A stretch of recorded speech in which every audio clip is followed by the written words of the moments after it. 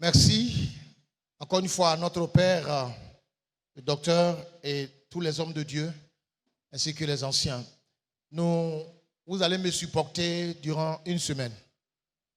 On va se supporter ensemble. Nous commençons cet enseignement très important sur le retour de Jésus, qui est un thème très important, qui est le cœur du christianisme. Nous sommes dans une période très, très sensible dans ce bas monde. Et comme je le disais au premier culte, le monde dans lequel nous sommes ne sera jamais meilleur. Il ne faut même pas prier pour ça, parce que c'est une perte de temps. Il y a des choses, vous priez pas, ça va arriver. Il faut discerner ces choses-là et ne pas perdre son temps. Voilà. C'est tout comme il y a des promesses dans la Bible, tu pries pas, ça s'accomplit seul. Ça ne dépend même pas de toi. Et puis il y a des promesses, par contre, si tu ne réclames pas, ça ne viendra pas vers toi. Donc il faut discerner ces choses-là. Le monde dans lequel nous sommes, ce n'est pas la peine de prier. C'est comme le diable. Ne prie pas pour sa conversion. Il ne va jamais être converti. Il est damné, condamné pour l'enfer. Et dans une église où nous étions à l'intérieur du pays, le pasteur, dimanche matin, il est venu et puis il a dit, nous allons nous tenir tous debout. Tout le monde est debout. Et puis il a dit, nous allons prier pour la conversion du diable. Il faut voir les chrétiens. Seigneur, alléluia, touche son cœur, oh Dieu. Il dit, oh, arrêtez. J'ai juste voulu voir jusqu'à quel niveau se trouve votre spiritualité, votre maturité. Comment pouvez-vous prier pour la conversion de Satan? Ils sont tombés dans le pain. Le monde ne sera pas meilleur. Mais en même temps, les hommes de ce monde luttent, font tous les systèmes possibles qu'on cherche à mettre en place pour que le monde soit meilleur. Pour que le monde soit meilleur. La technologie, la médecine qui avance. Maintenant, même l'être humain, à partir de manipulation génétique, on commence à fabriquer l'homme. On commence à faire du clonasme. On te prend, on te multiplie. C'est possible aujourd'hui. Toutes ces choses, les hommes du monde pensent qu'ils vont pouvoir améliorer l'existence de l'homme ici-bas. C'est dans cet esprit-là que plusieurs sont en train de réfléchir. Ils veulent aller vivre sur la planète Mars. Ils sont en train de faire des cotisations ou des épargnes pour aller vivre sur Mars parce que depuis quelque temps, ils ont trouvé que sur cette planète, il y a possibilité de vie. Tout ça, le monde pense améliorer les choses. Alors, nous parlons du retour de Jésus. Nous parlons de la fin des temps. Nous parlons des événements de la fin des temps, des signes qui annoncent que notre monde tire vers une catastrophe, un jugement. Alors, celui qui ne connaît pas Dieu, il va tout de suite dire, mais ces gens-là, ils sont fous. Au moment où le monde est en train de s'améliorer, on est en train de mettre toutes sortes de systèmes en place pour mieux vivre, eux, ils parlent de la fin du monde. C'est une folie. Mais nous, chrétiens, nous savons que ce n'est pas une folie, mais c'est l'évangile, la parole de Dieu. Jésus revient. Nous avons besoin d'en parler pour réveiller notre conscience. Nous avons besoin d'en parler pour renouveler, pour restaurer, pour davantage nous accrocher à cette espérance. Je disais cela hier au culte, au premier culte, que dans la vie de l'homme, quand l'homme vient à perdre l'espoir, quand l'homme vient à perdre l'espérance, il ne vit plus, il cesse de vivre. Parce que l'espérance et l'espoir, ce sont ces choses-là qui font vivre l'homme. Vous et moi, c'est parce que nous espérons qu'un jour, nous serons dans la gloire.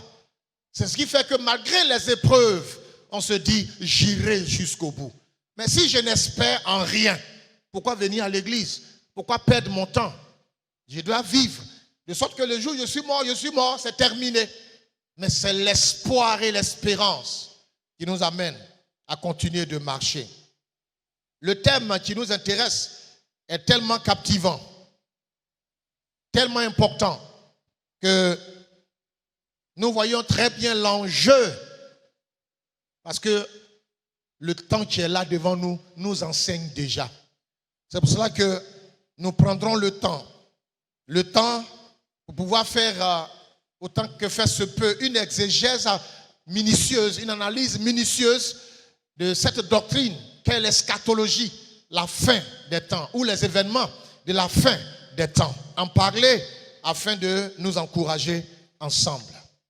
Nous avons des objectifs à atteindre. Donc, les événements eschatologiques et des signes précurseurs du retour de Jésus, la pensée qui va nous conduire tout au long de cette semaine. Et nous vous invitons à être ensemble avec nous. Il y a quelques objectifs, parce que dans la vie, si vous marchez sans objectif, vous risquez de prolonger votre vie dans la vanité et dans l'échec. Les objectifs nous permettent d'être focalisés, d'être orientés et de ne pas marcher en désordre.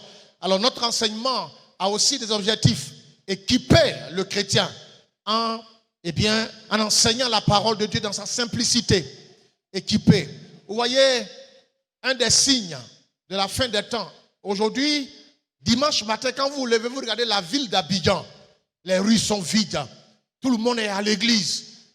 Ce n'est pas mauvais apparemment. Mais dans le fond, regardez très bien, que ce soit les chaînes chrétiennes, vous allumez votre télévision, tout est centré sur l'accomplissement de l'homme ici-bas. Tout est centré, toutes les prédications, les programmes, tout ce que l'on fait, c'est pour le bien-être de l'homme ici-bas. Mais au cœur de ces prédications, l'essentiel, car le salut de l'âme de l'homme, n'est-ce pas, le retour du Seigneur, ces choses sont de moins en moins prêchées. Tout tourne autour du fait que tu vas réussir. Tout tourne autour du fait que tu vas te marier, tu vas voyager, tu vas faire ceci, tu vas devenir grand, tu vas faire ça. C'est pas mauvais, mais cet évangile-là est déséquilibré. Parce que à la fin de tout ça, personne n'ira dans la tombe. Il ne serait-ce qu'avec un billet de 1000 francs. Le plus important, c'est l'enlèvement, la vie éternelle. Équipez donc le croyant. Mais aussi, durant cette semaine, cet enseignement va nous permettre de réveiller notre conscience. Parce qu'il y a tellement de réalités dans la vie. Il y a tellement d'épreuves. Il y a des gens qui sont sincères avec Dieu, mais leur vie, c'est constamment des luttes et des combats. Ça ne veut pas dire que Dieu n'est pas avec toi, mais ces réalités font que souvent, on commence à perdre de vue cette espérance glorieuse. Cet enseignement va nous permettre de nous réveiller un tant soit peu. Et cela va nous pousser à davantage nous consacrer à Dieu. Notre consécration doit être de mise. Notre consécration doit être accentuée. Et comme je le disais au premier culte, le fait de prier chaque matin n'est pas une consécration. Le fait même de jeûner tout le temps n'est pas une consécration. La prière est un des éléments de la consécration. La consécration, c'est tout mon être. La consécration, c'est toute ma vie. La consécration, c'est ce que je suis, totalement dédié à Dieu. Quelqu'un peut avoir une vie de prière et ne rien avoir avec le Seigneur. Des prières juste pour obtenir des choses avec Dieu, mais moi-même, je n'appartiens pas à Dieu. Donc, notre consécration réussit et arriver à appartenir totalement à Dieu dans toutes les dimensions de notre être. Et enfin, les objectifs, c'est de nous permettre de renouveler notre espérance. Comme nous l'avons dit, parce que sans l'espérance, vous finirez par abandonner la foi. À l'église, il y a plusieurs qui sont tombés. Ils ont fait un naufrage quant à la foi. C'est-à-dire, ils sont assis à l'église, mais ils ne croient plus en rien. Parce qu'au fond d'eux, ils sont vides. Les réalités de la vie font qu'ils ne croient plus en rien. Ils ne croient même plus que Dieu existe. Depuis près d'un mois, je suis en train de traiter un thème où j'ai fait en sorte que Dieu soit au banc des accusés. Au banc des accusés. Et j'ai demandé au peuple, nous allons juger Dieu. Et à la fin, chacun dira s'il est coupable ou bien il va être acquitté. Au regard de toutes les réalités que nous connaissons, on arrive à se poser la question, est-ce que Dieu, il existe? Mais on peut répondre tout de suite, Dieu existe. C'est une affirmation. Mais alors on fera thèse, antithèse et synthèse, et on verra. Et c'est ce que nous sommes en train de faire. Que le nom du Seigneur soit béni. Notre texte de base se trouve dans le livre de Romains, l'épître de Paul aux Romains. Il a dit là-bas, vous savez bien pourquoi je vous donne toutes ces recommandations. Vous n'ignorez pas en quel temps critique nous vivons. C'est une heure exceptionnelle de Dieu que la nôtre. C'est l'heure matinale. Secouez donc votre sommeil et votre torpeur. Sortez des rêves. Éveillez-vous à la réalité. Il en est grand temps. Le salut est à la porte. La délivrance. Pardon? C'est cela, la délivrance finale est proche. Nous sommes bien plus près du but que le jour où nous sommes devenus croyants. La nuit tire à sa fin. Le jour commence à poindre. Débarrassons-nous donc de tout ce qui se trafique dans les ténèbres. Saisissons les armes qu'on porte le jour et engageons-nous dans la lutte en pleine lumière. Vivons correctement et honnêtement, comme il convient, en plein jour. Ni orgie, ni beuverie, ni flirt, ni aventure sentimentale ou expérience sexuelle, ni sensualité, ni immoralité. Loin de vous, les discordes, les jalousies et les rivalités partisanes. L'apôtre Paul a laissé donc ce message touchant la fin des temps. Il dit la nuit est avancée, le jour pointe. La nuit est avancée et nous le savons. Dans l'horloge de Dieu, il est un certain temps. Nous sommes à une certaine heure de l'histoire de l'humanité. Et ça, c'est important de le savoir. L'Apocalypse, Jean vient comme pour appuyer, dans le but de nous encourager, quand il dit que celui qui commet le mal persiste dans ses injustices, que celui qui aime la saleté continue à se salir, mais que l'homme de Dieu persévère dans ses bonnes actions, et que celui qui s'est consacré à Dieu reste fidèle à cette consécration et continue à vivre pour lui. Oui, dit Jésus, je viendrai promptement, j'apporte avec moi mes récompenses. Chacun recevra ce qu'il aura mérité par son travail. En même temps que nous sommes avertis du fait que le temps file, le temps passe, on ne maîtrise plus rien. En même temps, la Bible nous encourage au travail. Parce que, vous le savez, on n'a pas besoin de vous le dire, c'est juste un rappel qu'il y a une différence entre le fait d'être sauvé et le fait d'être récompensé. De par ta vie de sanctification, tu iras au ciel, mais tu seras récompensé à partir de ce que tu as fait comme action dans la maison de Dieu, dans ta relation avec le Seigneur. Notre sujet donc, les signes des derniers temps. Les signes eschatologiques des derniers temps. Mais nous avons dit, pour bien comprendre, pour bien cerner les signes, pour que cela soit plus clair dans notre esprit, il est bon de résumer le tout, cette doctrine de l'eschatologie, de la résumer de façon synthétique, pour qu'on ait un fil conducteur. Et dans le déroulé, ça va nous aider. Quand nous avons ce schéma en tête, on pourra facilement nous exprimer avec cela quand nous serons peut-être même seuls quelque part. Alors nous faisons un résumé synthétique de notre sujet. Nous allons dérouler le tout petit à petit en semaine, à partir donc du mardi, par la grâce de Dieu. Alors, la question du retour de Jésus, qui, bien entendu, comme suite logique, entraîne des signes. Parce que Dieu ne s'est pas contenté de nous dire, il revient. Mais pour nous permettre de nous préparer, il nous a aussi donné, on va dire, une série d'événements. Une série d'événements comme des signaux pour dire, quand vous allez voir ces choses, apprêtez-vous. Soyez prêts. maximisez votre consécration.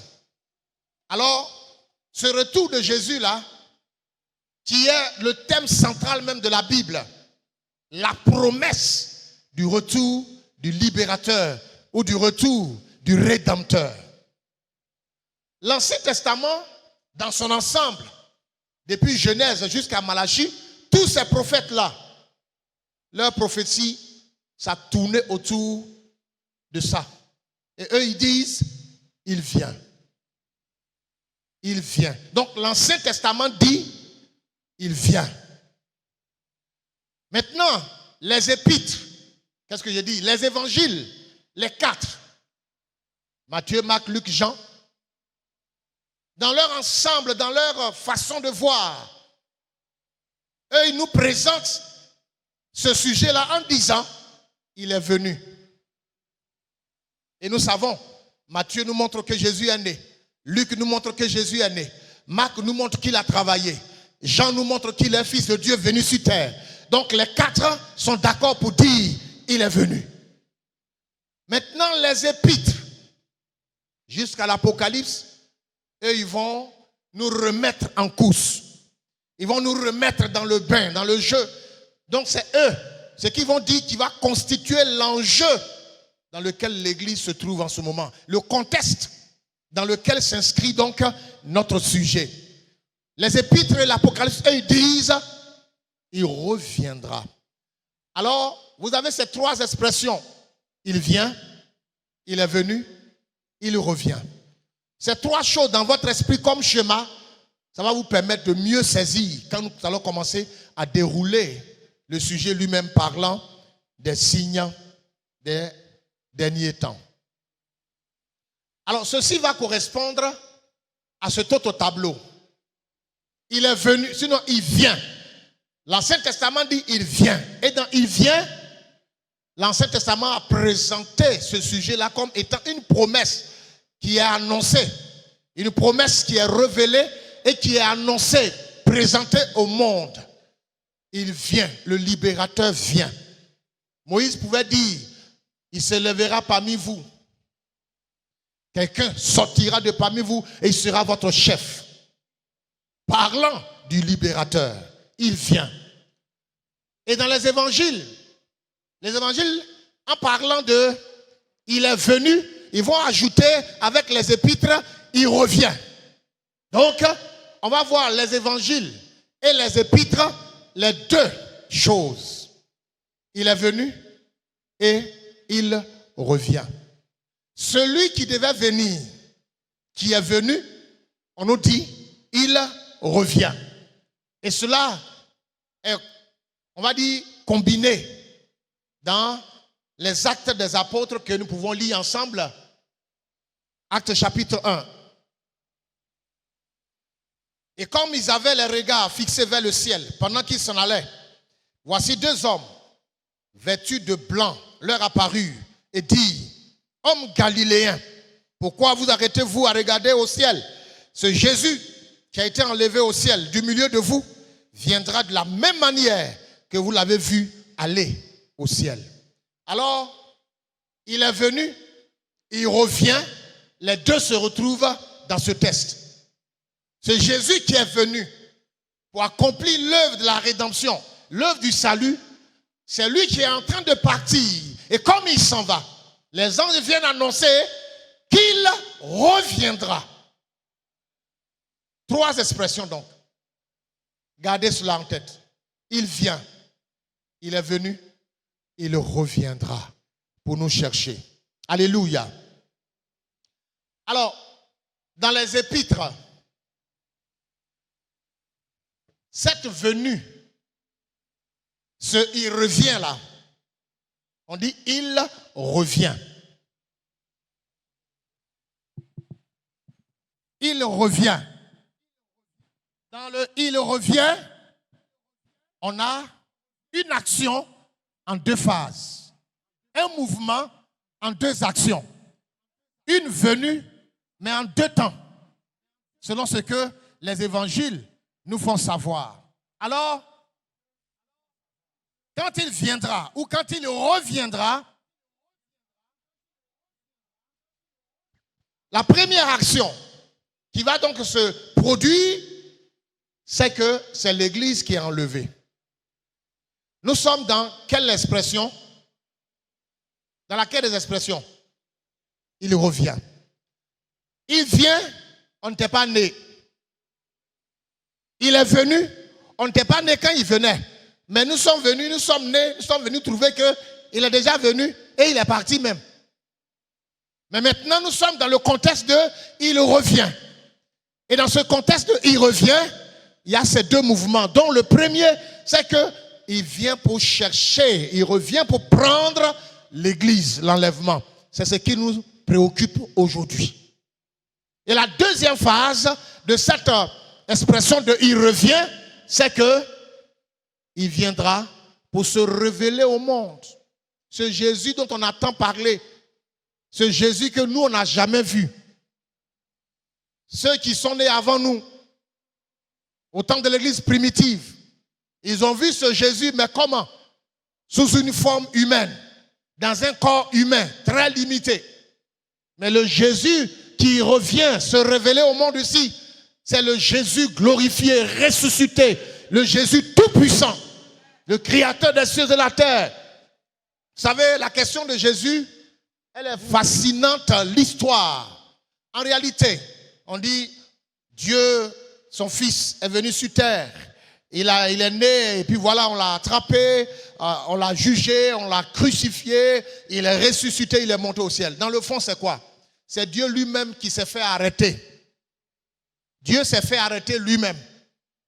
Il s'est fait crucifier lui-même. Et puis, il s'est ressuscité lui-même. Parce qu'il est l'auteur de la vie. Sinon, qui peut attraper Dieu et le crucifier? Il va quitter où il n'est même pas né. Le jour où on l'attrapait, il a dit, vous cherchez qui? Ils ont dit Jésus. Il dit, c'est moi-même. Vroom, tout le monde est tombé. Donc en réalité, Dieu, il ressemble à un comédien qui fait une scène. Hein, il crée une scène, il fait, comment on peut appeler ça, un théâtre. Et il descend lui-même fou, qui sur la terre, dans le ventre d'une pauvre fille de 14 ans. Ça on peut dire c'est violation ou bien quoi là, attentat à la pudeur. Il rentre dans le ventre de la petite fille de 14 ans. Pou. Et puis voilà, un beau matin, il est né, il pleure, un guerre. Parce que souvent, quand on pense à Jésus, on pense que bon, quand il était sur la terre, tout était divin. Non, de la même manière, un enfant, il court, il tombe, il se blesse, il est sans caleçon, il fait diarrhée sur lui. Jésus est passé par tout ça. Dieu, dans un corps humain. C'est pas de la comédie ça. Et puis à 33 ans, bon, on l'a attrapé, il n'a rien dit, on l'a crucifié, on l'a chicoté, on le gifle, il ne parle pas. Pilate te dit, regarde, j'ai le pouvoir de te relâcher. Il dit, toi, tu n'as pas pouvoir sur moi. Ce que tu fais là, c'est parce qu'on t'a dit de faire. Sinon, en temps normal, toi et moi. Et il se fait mourir lui-même. Et puis 3 jours, il est sorti. La dernière fois, je suis allé, tout récemment en Israël encore, je suis allé pour une question particulière. Chaque fois que moi je vais en Israël, c'est pour aller étudier l'Ancien Testament. Moi, je ne vais pas pour visiter parce que tout ce qui est là-bas, là, c'est vrai que ça s'est passé.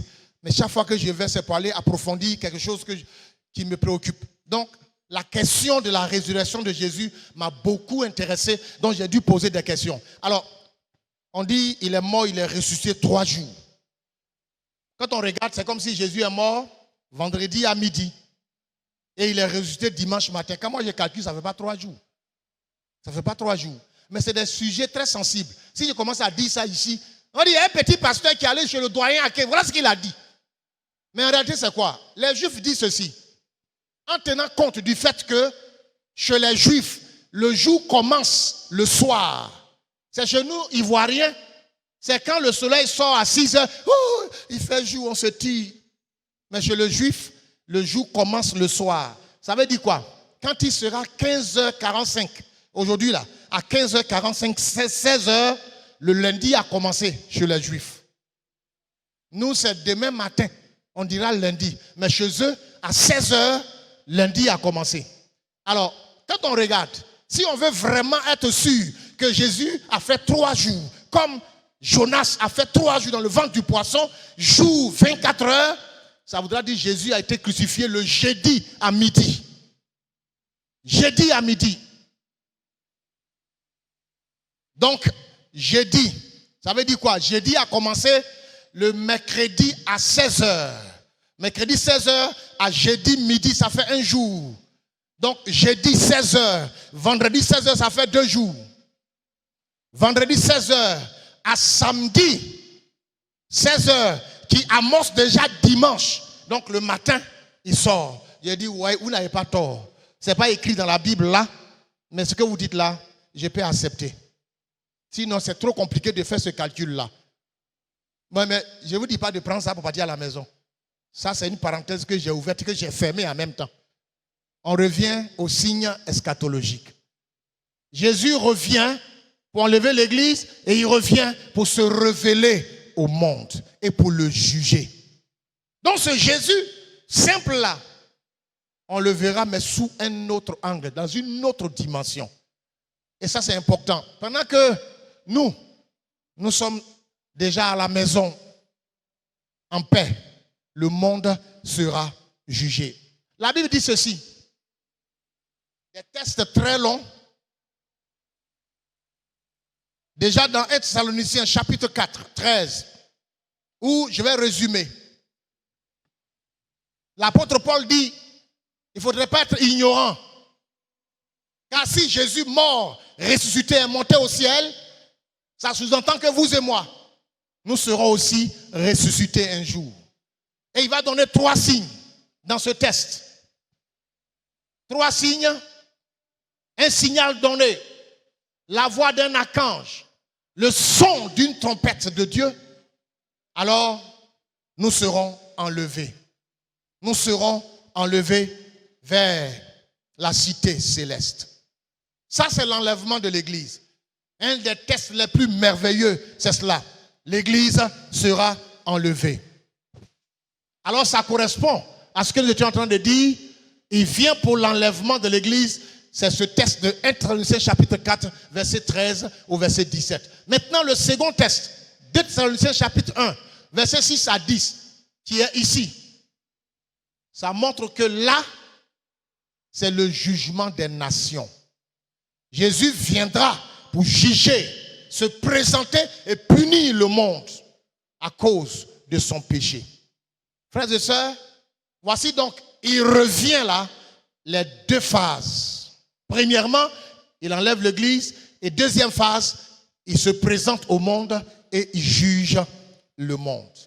Alors, voyons plus en détail. Avec l'enlèvement de l'église, qu'est-ce qui va se passer? Ces 3 choses qui sont là vont se produire dans l'enlèvement et la suite de l'enlèvement.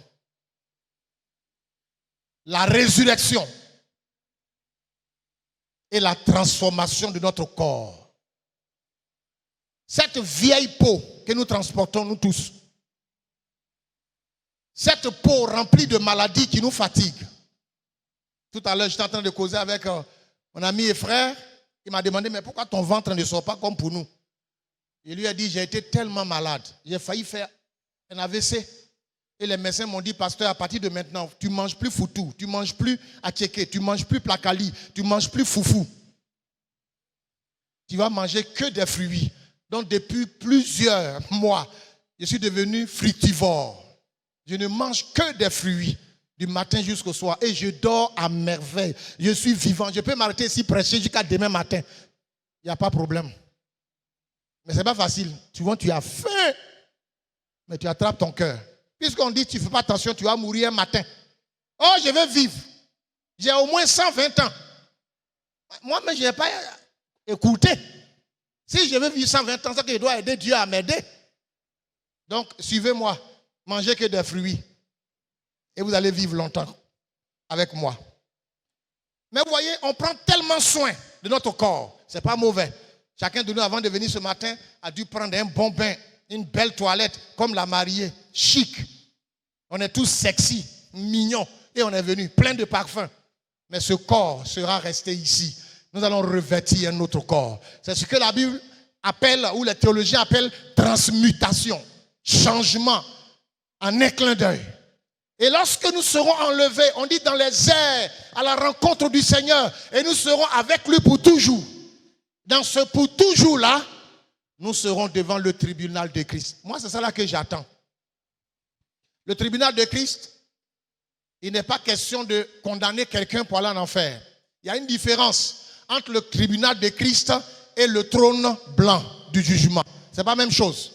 Le tribunal de Christ ne concerne que les rachetés, que l'Église. Quand nous serons enlevés et que nous serons dans la cité céleste, alors nous serons dans sa présence. Et c'est en ce moment-là que le texte que nous avons lu, Apocalypse, qui nous dit, je reviens, je vais donner à chacun selon ce que son travail mérite. Alors nous serons là. Ce que tu as fait sur la terre, ce que tu mérites comme couronne, c'est ce jour-là, chacun saura. Et je vous assure, il aura des regrets. Même si tu n'iras pas en enfer, mais il y aura certainement des regrets. C'est en ce moment-là que des gens comprendront que j'aurais dû servir Dieu de tout mon cœur. J'aurais dû faire mieux. Mais aujourd'hui, il y a plein de gens qui sont négligents dans l'église. Il y a des gens qui ont l'esprit de contestation dans l'église. Il y a des gens qu'on doit supplier pour qu'ils servent Dieu. Oh, c'est terrible. On est arrivé à une époque où le cœur de l'homme est devenu compliqué. Il y a tellement de choses qui se passent dans la tête de l'homme. Dans l'église, ce n'est pas facile. Parce que bon, on n'est pas facile à manipuler par la parole de Dieu. Mais c'est ce jour-là, devant le tribunal de Christ, tu comprendras que ce que j'ai fait, je n'ai même pas pu faire la moitié. Alors on te dira, on t'avait donné 100 mètres à parcourir. Tu as fait seulement que 50. Si tu avais pu faire les 100 mètres, voilà la couronne que tu méritais. Et comme tu n'as pas fait ça, et que tu as fait 50, bon, donnez-lui cette couronne. C'est là que tu vas crier. Il y a un doyen du corps pastoral qui un jour me disait, mon petit, il y a quelque chose qui s'est passé, j'ai changé. J'ai dit, comment? Le pasteur Tanga Fernand, c'est lui qui m'a raconté cette histoire. Il dit, dans l'église, il avait remarqué que quand ils vont au culte, le temple est balayé, les chairs sont essuyées, mais on ne sait pas qui faisait ça. Un jour, très tôt le matin, il a décidé d'aller prier au temple. Parce que à Boaké, où on était, sa maison n'était pas loin du temple. Donc, il a décidé d'aller prier au temple à 4 heures. Il arrive et il voit qu'il y a la lumière dans le temple. Bon, tout de suite, il a pensé à des frères qui peut-être ont veillé, quelque chose comme ça. Et il s'approche, qu'est-ce qu'il découvre? Une mémé qui était là dans l'église, que personne même ne faisait attention à elle. Bon, une mémé fatiguée, elle vient juste au culte. Oh, c'est elle qui venait très tôt le matin. Elle venait balayer le temple, essuyer les bancs, et elle disparaît discrètement. Elle va prendre son bain, elle vient s'asseoir comme s'il n'y avait rien, ni vu, ni connu. Et le pasteur vient la trouver. Entre-temps, le pasteur avait fait un rêve dans lequel il a vu que c'est comme s'il est mort, ou bien en tout cas il a été enlevé. Et il montait au ciel. Et il montait, mais qui y voit? La maman là, la mémé là. Et lui, les deux sont en train de monter au paradis. Et ils vont se retrouver devant un personnage glorieux assis sur un trône. Et il y avait des gens qui étaient à gauche et à droite et qui tenaient des couronnes brillantes dans leurs mains. Et lui et la mémé se sont retrouvés là devant ce personnage. Et ce personnage fait signe à ceux qui étaient là, à ses côtés là, d'aller poser les couronnes sur les deux là, leur tête. Et quand les deux approchaient, le pasteur a vu la grosse couronne scintillante, lumineuse. Dans son cœur, il a dit, oh, il n'y a pas de match ici. C'est moi ici le pasteur quand même. La maman là et puis moi, c'est moi qui prêche. C'est moi qui dirige l'église là.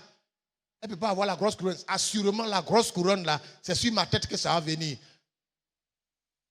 Grande fille, son étonnement, sa surprise, quand les gens sont allés déposer la grosse couronne sur la tête de la mémé. Et puis la couronne moyenne, on a mis sur sa tête. En fait, Dieu voulait lui donner un message au sujet de la maman là. Et c'est dans ça, il a crié, et puis il s'est réveillé. Il dit, ah, ça c'est quel genre de rêve je viens de faire comme ça là? Dieu, tu veux dire quoi par là? Donc tout ce que j'ai fait là, c'est zéro alors. Et c'est comme ça que dans ces interrogations, dans ces réflexions, il a trouvé la mémé là dans l'église ce jour-là. Et tout le rêve qu'il a fait, lui est revenu. Et qu'est-ce qu'il va faire? Il a dit à la mémé, maman, donc c'est toi qui balayes le temple là tout le temps là. Elle dit, ah pasteur, nous là on est venu à Jésus déjà vieille. Notre jeunesse là on a gaspillé ça. Jésus n'a rien eu dedans. Je suis venu là, je n'ai même pas de force pour faire ce que tous les enfants font à l'église ici. La seule chose que je peux faire, c'est de balayer sa maison. Le pasteur dit, maman, à partir d'aujourd'hui, tu vois, le temple là, c'est divisé en deux. Quand tu viens les matins, il faut balayer ici là. Vers ici là, tu laisses. Ça, c'est pour moi. Donc les deux ont partagé le temple la nuit là. Le rêve qu'il a vu, il a dit non, je dois maximiser mon service. Frère, sœur, attention, ce jour-là, oh, mon écran m'a lâché encore. Alors, technicien, il faut passer sur l'autre pour voir. Peut-être que c'est le câble là qui nous fatigue. Ok, on va aller comme ça. Ce jour-là, chacun saura qu'est-ce qu'il a fait. Ensuite, comme vous l'avez vu dans le tableau là-bas, il y aura les noces, le mariage. Matthieu 25, où il est parlé des vierges. Tout ça, ça concerne Israël, mais en même temps, dans le sens large, ça parle de l'église. Les noces de l'agneau, le mariage, la communion avec le Seigneur. N'est-ce pas la grande fête? L'agapé géant. C'est ce jour-là. Il y a des gens qui seront servis dans la cuisine. Ils ne seront pas servis à table. On en reviendra dans la semaine. Donc l'enlèvement va entraîner ces trois événements importants durant 7 ans quand nous serons dans la maison du Père. Maintenant, quand il reviendra, la deuxième phase, pour se révéler au monde, il y a aussi 4 événements qui auront lieu. Donc le premier, ça va être la chute et la défaite de l'Antichrist. L'Antichrist, frères et sœurs, l'apôtre Jean, quand il était déjà vieillard, après avoir passé combien de temps sur l'île de Patmos, fatigué par la persécution, Jean, dans ses derniers jours, va écrire ses épîtres et l'Apocalypse. C'est là qu'il va dire, l'Antichrist est déjà parmi vous. Même Paul a parlé de ça. Il est déjà parmi vous. Son esprit agit déjà dans l'église. Et cela fait des années, des siècles que cette parole a été donnée. Il est là. Il travaille. Il n'est pas encore sorti à visage découvert, mais il œuvre déjà. Et il est même, son esprit est déjà même dans l'église. Dans la semaine, je vais vous donner des données, vous donner des informations là-dessus. Vous allez voir que l'Antichrist est vraiment au milieu de nous déjà. Cet Antichrist-là, il sera vaincu quand Christ viendra pour se révéler au monde. Jésus va le maîtriser. À côté de cela, Jésus viendra pour s'occuper de toutes les nations qui ont fatigué Israël. La guerre contre les nations. Vous savez que Israël est entouré de plusieurs nations. Quand vous arrivez du côté de Jéricho, qu'est-ce que je dis? Du Jourdain. Vous voyez, le Jourdain est juste la frontière. Les soldats jordaniens sont arrêtés comme ça avec leurs armes. Et l'autre côté, les soldats israéliens sont arrêtés avec leurs armes. Et les deux, ils se regardent. Chacun dit dans son cœur, un matin, il est allumé. Et puis ils se regardent en chien de défaillance. Ils sont là. Toutes les nations arabes. Dans la Bible, on parle de quoi? Girgasiens, Phérésiens, Éphésiens, Yéboussiens et tout ça. Les mêmes nations demeurent. Israël est entouré de plusieurs nations. Comme on le dit, Israël, Jérusalem est l'endroit le plus élevé au monde. Sur la planète Terre, c'est l'endroit le plus élevé par rapport au niveau de l'océan. Et la mer Morte est l'endroit le plus bas de la planète Terre par rapport au niveau de l'eau. Alors, comment est-ce que Dieu fait cette nation ou ce petit pays qui fait environ 20 000 km²? La Côte d'Ivoire fait combien? 322 000 km² et Israël fait à peine 20 000 km². Donc on peut plonger Israël dans la Côte d'Ivoire combien de fois? Des centaines de fois. Et ce petit pays, cette petite portion de terre, le monde entier veut. Actuellement, quand on est sur le mont du précipice, on voit les autoroutes que les gens sont en train de tracer. Des autoroutes, c'est-à-dire que les gens même font les routes sans savoir que ces routes-là, c'est biblique, c'est prophétique. Ce sont ces routes-là qui vont permettre aux nations de presser Israël à l'intérieur quand les temps viendront. Et ces nations-là, Jésus va faire face à ces nations et les juger quand il reviendra pour se présenter au monde. Il y aura également l'emprisonnement de Satan. C'est ça que moi j'attends. Qui est d'accord avec moi? Ce type-là, il faut qu'il fasse la prison. On va l'envoyer à la CPI. Direct. Et Dieu merci, ce n'est pas nous tous, on va partir avec lui. C'est un seul ange. D'ailleurs, même on ne dit même pas son nom, cet ange-là. On dit un ange du Seigneur saisit le diable, le serpent ancien, le tentateur. Il le jette dans l'abîme et puis ferme la porte. Un ange. Si au moins on disait Michael, c'est trop le respecter. Vous savez, Satan, Dieu fait en sorte que il soit humilié par les humains. Satan a été saisi, c'est une image que je vous donne, depuis Ézéchiel, chapitre 12, si j'ai bonne mémoire, à partir du verset 28, où on parle de la chute de Satan. Non, Ézéchiel 28, à partir du verset 12, je crois. C'est un peu comme si Satan a été saisi là, par un ange. Et Dieu dit, il faut le tournoyer comme ça, comme un poulet de sacrifice. Chez mes parents baoulés. Avant d'égorger le poulet, on le fait tournoyer sur le fétiche. On dit 3 fois avant de l'égorger. Et un poulet qu'on a fait comme ça, et puis on a égorgé, c'est normal qu'il fasse des trucs, des bêtises comme ça. On dit non, les génies ont accepté. Vous voyez la comédie du diable. Donc Dieu a dit à l'ange, attrape-le. On l'a attrapé par derrière. On dit tournoie-le. Et le diable est tournoyé comme ça.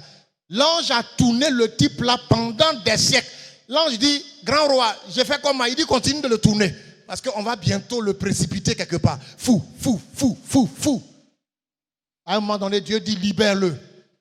Fac. Depuis Ézéchiel 28, vous savez où il est tombé? Il est tombé dans Luc chapitre 17, le verset 10. Où Jésus dit, je voyais Satan tomber du ciel comme un éclair. Fou. Donc depuis Ézéchiel, il est dans l'espace. On entend le bruit fou. Jusqu'en Luc, sur son dos, avec un sourire jaune. Il est découragé. Il a perdu son poste. Et il est en colère. Ça veut dire quoi? Jésus envoie les 70, 2 à 2. Et quand ils sont revenus, leur rapport, ils ont dit les démons nous étaient soumis, les malades étaient guéris. Et c'est là Jésus leur dit, je voyais Satan tomber du ciel comme un éclair. Comme pour dire, chaque fois qu'un démon est chassé d'un corps, Satan tombe à nouveau. Chaque fois qu'un chrétien a triomphé du péché, Satan tombe pour. Chaque fois qu'une maladie a été chassée d'un corps, Satan tombe pour. Donc Satan est humilié 24 heures sur 24.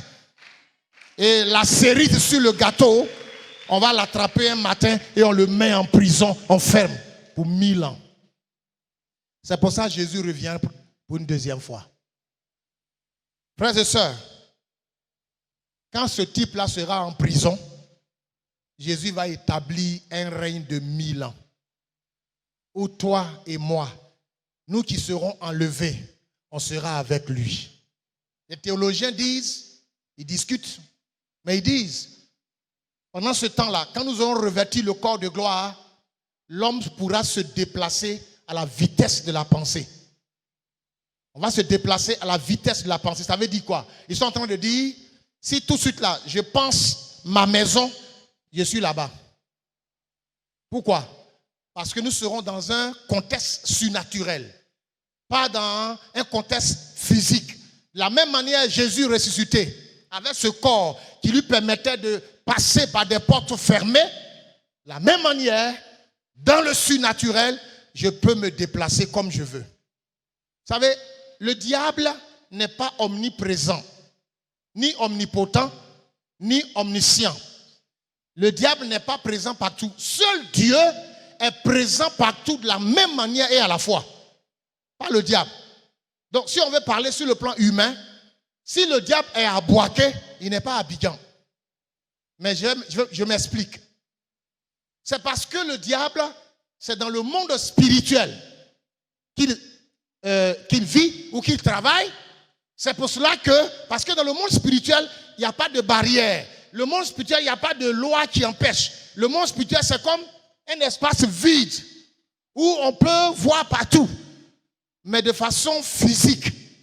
Si on veut parler en termes humains, dire que Satan, il est présent partout, partout, comme Dieu est là, ce n'est pas possible, mes frères et sœurs. Ce n'est pas biblique, c'est anti-biblique. Quelqu'un me dit Amen. Seul notre Dieu, il est présent partout. Il est partout. Tu es dans un trou, il est là-bas. Mais Satan, il a des agents. Et comme il navigue dans le spirituel et dans le surnaturel, alors c'est facile de communiquer dans le surnaturel. C'est pour cela qu'on pense que le diable est partout. Mais regardez-le. Nous, on le chasse partout. Un magouillet est passé, on dit feu, c'est le diable. Il y a une soeur, quand j'étais encore au Remblai, ici, qui est venue me trouver un dimanche matin. Pasteur, il y a des démons dans mon plafond. J'ai dit, ah, sérieux? Il dit, pasteur, ils sont dans mon plafond, hein. Il faut que tu viennes les chasser. Ah, les démons sont dans le plafond de la soeur. J'ai pris des frères, allons, c'est une guerre. Ce jour-là, j'étais fatigué. J'ai voulu qu'on reporte. Elle dit, pasteur, il faut qu'on chasse les démons de mon plafond. Je ne dors pas. Vous savez quoi? C'était les grosses souris de Remblai là. Mais la soeur dit, c'est le démon. Et c'est ça, je vais faire une prière placebo. Vous connaissez prière placebo? La prière placebo, quand tu vas à l'hôpital, tu as une maladie, on te soigne, tu ne guéris pas. En réalité, tu as un problème de ce qu'on appelle maladie imaginaire. Les maladies psychosomatiques. Tu n'es pas malade, mais tu penses que tu es malade. On te soigne, oh, tu ne guéris pas. Alors, souvent les médecins, qu'est-ce qu'ils font? On te donne un rendez-vous très ferme. Et puis, ils te sortent des comprimés, c'est blanc, blanc comme ça, mais il n'y a rien dedans. Et puis, il te fait le commentaire du comprimé. Frère, quand tu dis, monsieur, si vous prenez ces antibiotiques et vous n'êtes pas guéri, mieux vaut vous rapprocher de votre village. Vous allez mourir bientôt. Il te fait la valeur du médicament. Mais en fait, il n'y a rien dedans. On appelle ça placebo. Il y a des prières placebo. Comme tu dis, il y a des démons dans ton plafond. Oh, moi, je sais clairement que c'est des souris. Donc, j'ai rassemblé la petite force qui me restait. Et j'ai fait une prière placebo. Seigneur, alléluia, Kassamaya Kamamama, démon sort. Mais après, il n'y a pas foi dedans. C'est écrit, il n'y a pas foi dedans. J'ai mis le feu, mais sans feu. Et je respire, alléluia, le Seigneur vivant, Kaya, mama.